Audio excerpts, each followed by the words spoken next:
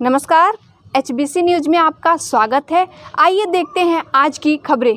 29 जुलाई को थाना रोहनिया मोहन सराय over bridge पर राजेश कुमार जायसवाल की गोली मारकर हत्या कर दी गई थी, जिसका पुलिस अधीक्षक ग्रामीण अमित कुमार ने पुलिस लाइन में सफल अनावरण किया, जिसमें गोली मारने वाले 2 अभियुक्त और साजिश में शामिल पुत्री को रोहनिया पुलिस ने गिरफ्तार कर लिया है। देखिए 29 तारीख की शाम को लगभग 7:30 बजे राजेश जायसवाल जो कि मिर्जा मुराद थाने के तमाचाबाद गांव के रहने वाले थे, वो अपनी सास को हेरिटेज अस्पताल में खाना, उनकी सास बीमार थी, उनको खाना देने के लिए घर से जा रहे थे।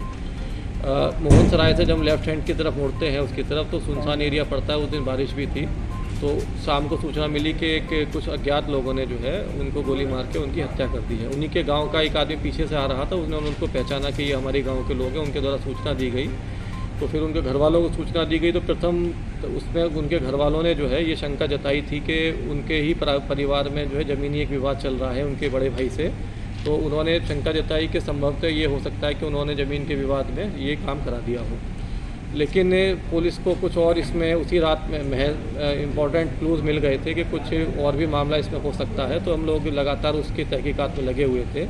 अंत में देखिए मामला निकल के ये आया है कि जो श्री राजेश जायसवाल जी की ही एक छोटी पुत्री हैं, उनका ही अपने गांव के एक लड़के से प्रेम संपर्क था। उसमें ये दोनों शादी करना चाहते थे, जिसमें राजेश जायसवाल जी कई बार मना भी कर चुके थे। लड़की के ऊपर सख्ताई भी हो रही थी, उसके मोबाइल वगैरह भी ले लिए गए थे, कुछ समय के लिए उसको बाहर भी भेज दिया गया था।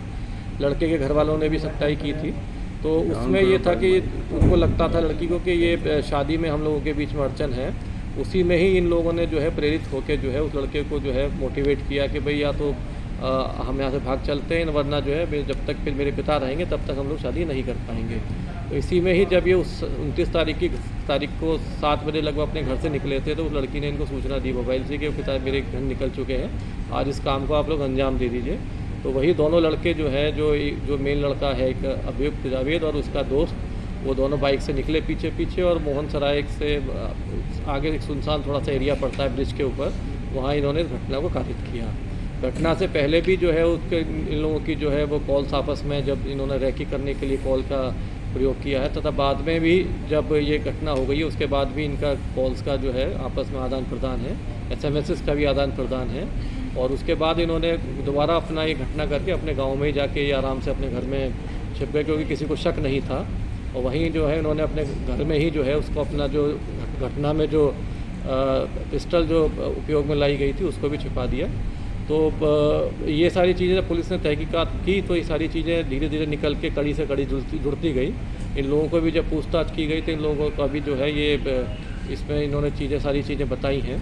तो इस तरीके से देखिए ये एक समाज को हिलाने वाली घटना है कि जिसमें अपने पिता की हत्या में पुत्री ही अगर शामिल है, तो ये एक समाज के लिए बड़े चौंकाने वाली बात है।